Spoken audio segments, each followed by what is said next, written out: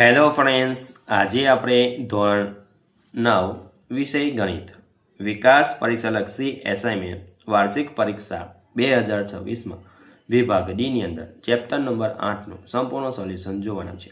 જો વિદ્યાર્થી મિત્રો હજુ સુધી આપણી ચેનલને સબસ્ક્રાઇબ ના કરી હોય તો કરી લેજો, બાજુમાં આવેલા બેલ આઇકન દબાવી દેજો જેથી આવનાર વિડીયો નોટિફિકેશન તમને મળતું રહે। ચાલો આપણે સોલ્યુશન જોઈ લઈએ।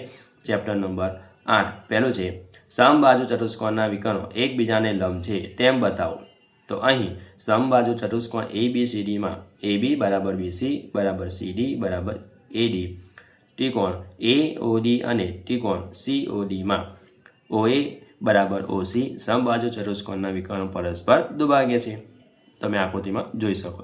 હવે OD બરાબર CD સામાન્ય બાજુ, AD બરાબર CD સમબાજુ ચતુષ્કોણની બાજુઓ છે।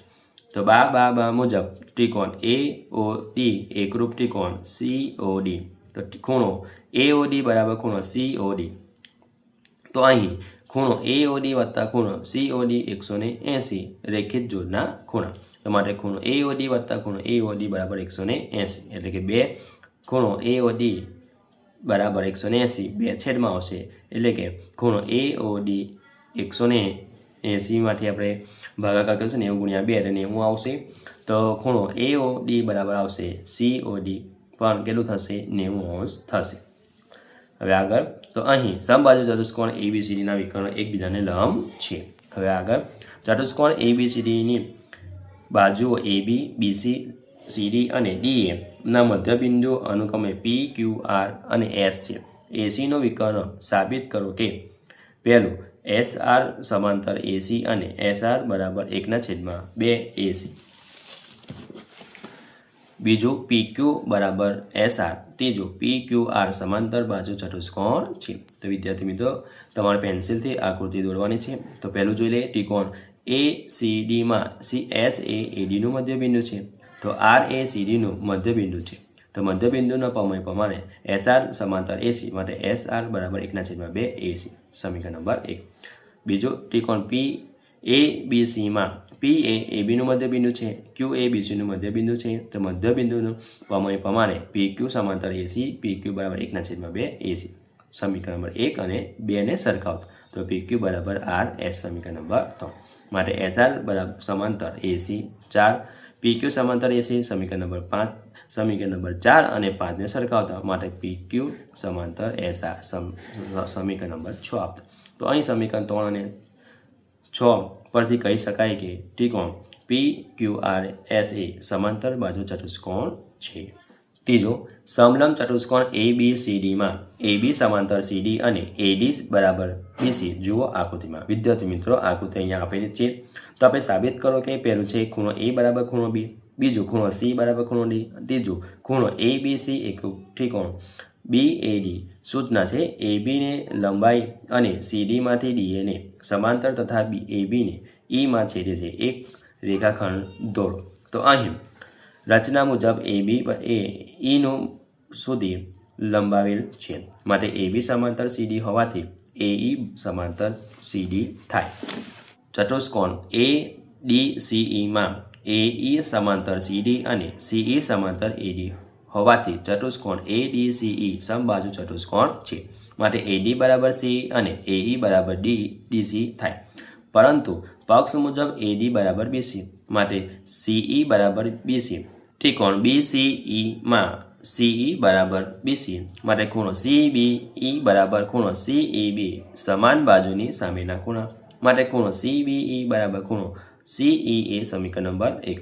ચતુષ્કોણ ADCEમાં AD સમાંતર CE અને તેમની છેદિકા AE હોવાથી ખૂણો DAE વત્તા ખૂણો CEA બરાબર 180, માટે છેદિકાની એક જ તરફના અંતઃકોણ, માટે ખૂણો DAE બરાબર 180 બરાબર ખૂણો CEA, સમીકરણ નંબર 2 માટે ABC વત્તા ખૂણો CEB બરાબર 180 રેખિત જોડના મુજબ, યાની કે જોડ મુજબ, માટે ખૂણો ABC બરાબર ખૂણો 180 ઓછા ખૂણો CBE, સમીકરણ નંબર 3।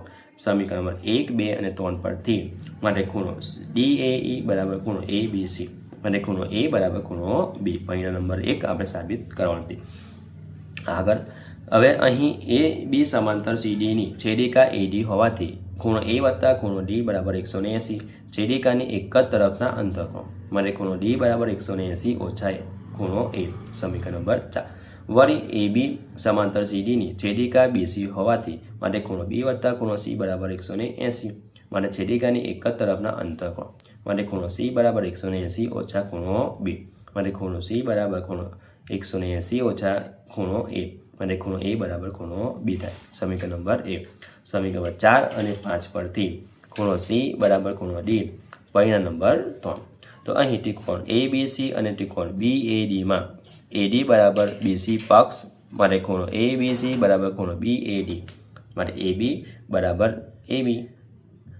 સામાન્ય બાજુ માટે બા મુજબ ત્રિકોણ એ બી બી સી એકરૂપ ત્રિકોણ બી એ ડી. પરિણામ નંબર 3. ચોથું, સાબિત કરો કે ચોરસના વિકર્ણો સમાન છે અને તે એકબીજાને કાટખૂણ દુભાગે છે. તો અહીંયા આકૃતિ આપેલી છે એ બી સી ડી, બરાબર છે. તો અહીં એ બી સી ડી એ આપેલ ચોરસથી તથા વિકર્ણો એસી અને બીડી એકબીજાને એમમાં છેદે છે. વળી પ્રત્યેક ચોરસ એ સમાંતર બાજુ ચતુષ્કોણ છે. એસી અને બીડી એકબીજાને દુભાગે છે. સમીકરણ નંબર 1. માટે ખૂણો ડી એ બી બરાબર અને ખૂણો સી એ બીમાં ડી એ બરાબર સી બી ચોરસની બાજુઓ માટે ખૂણો ડી એ બી બરાબર ખૂણો સી બી એ કાટખૂણો માટે એ બી બરાબર એ બી માટે કે સામાન્ય બાજુ. તો બા મુજબ ત્રિકોણ બી એ ડી એકરૂપ ત્રિકોણ સી એ બી માટે એસી બરાબર બીડી. સમીકરણ નંબર 2. તો અહીં એમ બરાબર સીએમ બરાબર ડીએમ બરાબર બીએમ માટે ત્રિકોણ એ બી એમ અને ત્રિકોણ સી એમ બીમાં એમ બરાબર સીએમ વિકર્ણો દુભાગે છે. તો બીએમ બરાબર બીએમ સામાન્ય બાજુ, એ બી બરાબર બીસી ચોરસની બાજુ માટે બા મુજબ ત્રિકોણ એ એમ બી એકરૂપ ત્રિકોણ સી એમ બી માટે ખૂણો એ એમ બી બરાબર ખૂણો B M C C B T મુજબ. પરંતુ ખૂણો એ એમ બી વત્તા ખૂણો એમ બી એમ સી બરાબર 180 રેખિત જોડના ખૂણા માટે ખૂણો એ એમ બી બરાબર ખૂણો બી એમ સી 90° થાય. માટે સમીકરણ નંબર 3. તો અહીં 1, 2 અને 3 પરથી સાબિત થાય છે કે ચોરસના વિકર્ણો સમાન છે અને એકબીજાને કાટખૂણે દુભાગે છે. હવે 5મો દાખલો. સમાંતર બાજુ ચતુષ્કોણ એ બી સી ડીમાં બાજુઓ એ બી અને સી ડીના મધ્યબિંદુઓ અનુક્રમે ઈ અને એફ જુઓ આકૃતિમાં. હવે સાબિત કરો કે રેખાખંડ એ એફ અને ઈ સી વિકર્ણો બીડીનું 3 સમાન ભાગમાં વિભાજન કરે છે.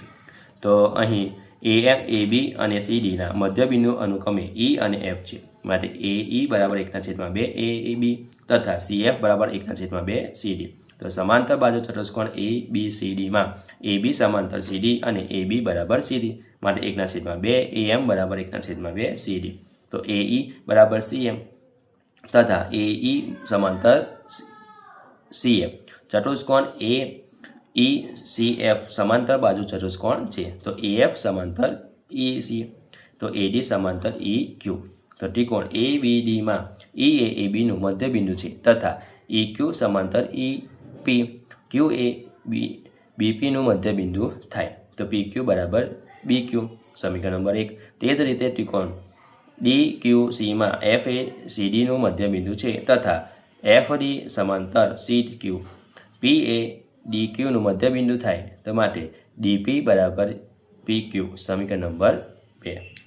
તો સમીકરણ નંબર 1 અને 2 પરથી ડીપી બરાબર પી ક્યુ બરાબર બી ક્યુ થાય તથા ડીપી વત્તા પી ક્યુ બરાબર ડી બી માટે એ એફ એ અને ઈ સી એ વિકર્ણો બીડીનું 3 સમાન ભાગમાં વિભાજન કરે છે. જો વિદ્યાર્થી મિત્રો આ મારો વિડીયો ગમ્યો હોય તો લાઇક કરજો, તમારા ફ્રેન્ડ સાથે અચૂકથી શેર કરજો. હજુ સુધી આપણી ચેનલને સબસ્ક્રાઈબ ના કરી હોય તો કરી લેજો, બાજુમાં એના બેલ આઇકન દબાવી દેજો જેથી આવનાર વિડીયો નોટિફિકેશન તમને મળતું રહે. Thank you.